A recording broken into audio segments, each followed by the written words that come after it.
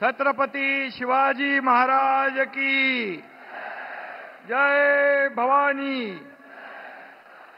छत्रपती शिवरायांच्या पराक्रमाने पावन झालेल्या भूमीमध्ये जगातील सर्वात लोकप्रिय नेते, देशाचे यशस्वी प्रधानमंत्री नरेंद्र मोदीजींचं मी या पुण्यामध्ये मनापासून स्वागत करतो, त्यांचं अभिनंदन करतो। आणि मोदीजींना पुन्हा प्रधानमंत्री करण्यासाठी या देशातील 140 कोटी जनता आतुर आहे। तीच गॅरंटी या समोर अथांग पसरलेल्या जनसागराने आज दिलेली आहे। आणि आज व्यासपीठावर उपस्थित आपले लोकप्रिय उपमुख्यमंत्री देवेंद्रजी, अजितदादा, चंद्रकांतदादा आणि मनसेचे अमित ठाकरे, व्यासपीठावरील सर्व सन्माननीय मान्यवर, आपले संसद रत्न खासदार श्रीरंगप्पा बारणे, पुण्याचे कर्तृत्ववान महापौर मुरलीधर मोहोळ, विकासाचा बारामती पॅटर्न घेऊन चालणाऱ्या सुनेत्राताई आणि शिरूरचे शिवाजीराव आढळराव यांना विजयांची गॅरंटी देण्यासाठी आपण सगळेजण इथे उपस्थित आहात। इथं धनुष्यबाण असेल, कमळ असेल, घड्याळ असेल, या चिन्हांना मतदान म्हणजे मोदींना मतदान, मोदीजींना मतदान। आणि म्हणून महायुतीच्या प्रत्येक उमेदवाराला मत म्हणजे आपल्या मोदीजींना मत, देशाच्या विकासाला मत। आणि म्हणून लोकांचं प्रेम, लोकांचा विश्वास आज मोदी साहेबांसोबत आहे। आणि म्हणून महाराष्ट्रामध्ये जेवढ्या सभा होत आहेत, या सगळ्या सभा अशाच रेकॉर्ड ब्रेक होत आहेत। माणसं मोदीजींवर प्रेम करतात, महाराष्ट्र प्रेम करतोय, देश प्रेम करतोय, त्याचीच प्रचिती या मोठ्या सभेमध्ये या ठिकाणी आपल्याला आलेली आहे। प्राण जाय पर वचन न जाय ही मोदीजींच्या कामाची पद्धत आहे। उन्होंने एक बार कह दिया तो कह दिया। त्यांनी म्हटलं 370 कलम हटवणार, त्यांनी 370 कलम हटवून दाखवलं। आपल्या काश्मीरला आपल्याला भारताबरोबर जोडलं। राम मंदिर आपल्या सगळ्यांना स्वप्नवत वाटत होतं, परंतु राम मंदिर करणार म्हणून म्हटल्यानंतर अयोध्येमध्ये राम मंदिर उभं राहिलं आणि करोडो राम भक्तांचं स्वप्न पूर्ण झालं। आणि जो कहते हैं वो करते हैं, उनको मोदी कहते हैं, बरोबर ना? काँग्रेसने 60 वर्षात देश बुडवला, पण मोदीजी त्यांच्या नसामध्ये रक्ताच्या थेंबात देशभक्ती भरलेली आहे। जेव्हा मोदीजी द्वारकेला पाण्याखाली गेले, तेव्हाही त्यांनी भगवान श्रीकृष्णाकडे देशहिताचीच प्रार्थना केली। हा फरक आहे, देश बुडवणारे कुठे आणि देशहिताची प्रार्थना करणारे कुठे। आणि म्हणून राष्ट्रभक्ती आणि देशभक्ती मगाशी मी म्हणालो त्याप्रमाणे नसानसात भिनली आहे। त्यामुळे राष्ट्राला महासत्ता करण्याचं वचन देखील ते पूर्ण करून दाखवतील। खरं म्हणजे ही लढाई महायुती विरुद्ध महाआघाडी अशी नाहीये। ही लढाई जगभरात देशाचा सन्मान वाढवणारे आपले नरेंद्र मोदीजी विरुद्ध देशाची बदनामी करत फिरणाऱ्या राहुल गांधींची आहे। आणि त्यामुळे स्वप्नात जरी विचारलं कोणी या देशाचा प्रधानमंत्री कोण पाहिजे, तर स्वप्नात पण काय म्हणाल?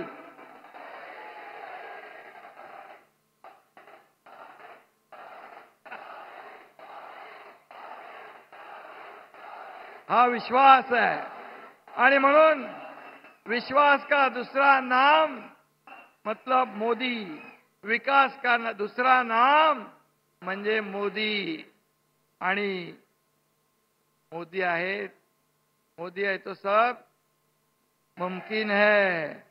विश्वभरामध्ये मोदीजीने देशाचा गौरव वाढवला.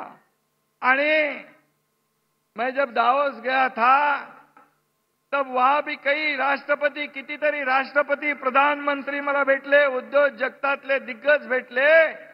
त्यांनी देखील आपल्या प्रधानमंत्र्यांच्या बद्दल एक आदर व्यक्त केला.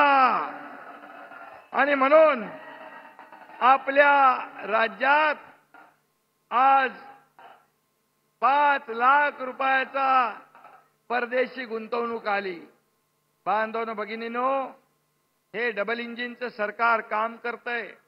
आणि म्हणून 10 वर्षामध्ये मोदीजींनी केलेला देशाचा विकास आणि गेले 50-60 वर्षात काँग्रेसने केलेला भ्रष्टाचार याची तुलना केली तर लोक कोणाच्या मागे उभे राहतील?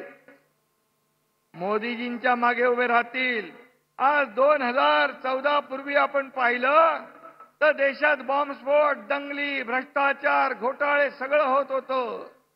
परंतु 2014 नंतर एकही बॉम्बस्फोट नाही आणि एकही भ्रष्टाचाराचा डाग मोदीजींना लावू दिला नाही. आणि म्हणून मी आपल्याला एवढंच सांगतो की ये तो ट्रेलर है, पिक्चर अभी बाकी है. आणि म्हणून ये चुनाव राष्ट्र की अस्मिता है, देश के विकास का चुनाव है, देश के प्रगति का चुनाव है. आणि गॅरंटी या देशात फक्त मोदीजींची चालते, बाकी सगळ्यांच्या गॅरंटी फेल झालेल्या आहे. आणि म्हणून मी आपल्याला एवढंच सांगेन की मोदीजींजवळ विकास आहे, विजन आहे. विपक्षाकडे काय फक्त भ्रष्टाचार है. मोदी जी के पास राष्ट्र नीति है, विपक्ष के पास भ्रष्टाचार की नीति है. मोदी जी का विजन विकसित राष्ट्र है, जबकि देश को बांटना विपक्षियों का मिशन है. ये फर्क है. आणि म्हणून एक तरफ देश को लूटने वाले घरबेदी है तो दूसरी तरफ देश को महासत्ता बनाने वाले नरेंद्र मोदी है. आणि म्हणून मोदी जी कहते सबका साथ सबका विश्वास. आणि म्हणून मी एकच सांगतो, मी जास्त वेळ घेणार नाही, मोदीजींना आपल्याला ऐकायचं आहे. आणि म्हणून या येत्या 7 तारीख आहे ना दादा,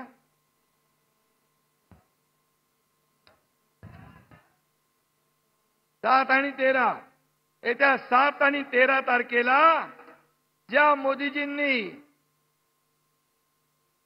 या देशातल्या 80 कोटी जनतेला मोफत राशन देण्याचा निर्णय घेतला, 25 कोटी जनतेला दारिद्र्य रेषेच्या वर काढलं, 10 कोटी जनतेला घर देण्याचं काम या ठिकाणी केलं. त्या रोटी, कपडा, मकान देणाऱ्या आपल्या प्रधानमंत्रीजींना पुन्हा प्रधानमंत्री बनवायचं आहे. फिर एक बार, अब की बार. आणि म्हणून येत्या 7 तारखेला आणि 13 तारखेला आपल्याला धनुष्यबाण आहे, कमळ आहे आणि घड्याळ आहे. या निशाणीचं बटन दाबायचं आहे. घड्याळाला मत दिलं म्हणजे ते पण मोदीजींना मिळणार आहे, धनुष्याला मत दिलं तेही मोदीजींना मिळणार आहे, आणि कमळाला मत म्हणजे मोदीजींना मत. आणि म्हणून ही लढाई जगभरामध्ये देशाचा सन्मान वाढवणारी आहे.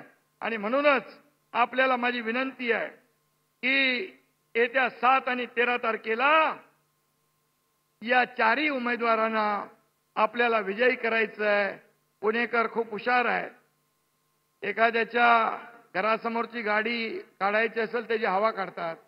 एखाद्याची उमेदवार निवडायचा असेल, पराभूत करायचा असेल तर त्याची हवा काढतात.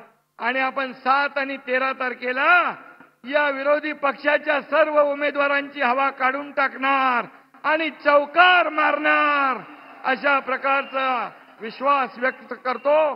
पुन्हा एकदा आदरणीय देशाचे लोकप्रिय प्रधानमंत्री नरेंद्र मोदीजींचं मनापासून स्वागत करतो. धन्यवाद. जय हिंद, जय महाराष्ट्र, जय श्रीराम. बोलो भारत माता की.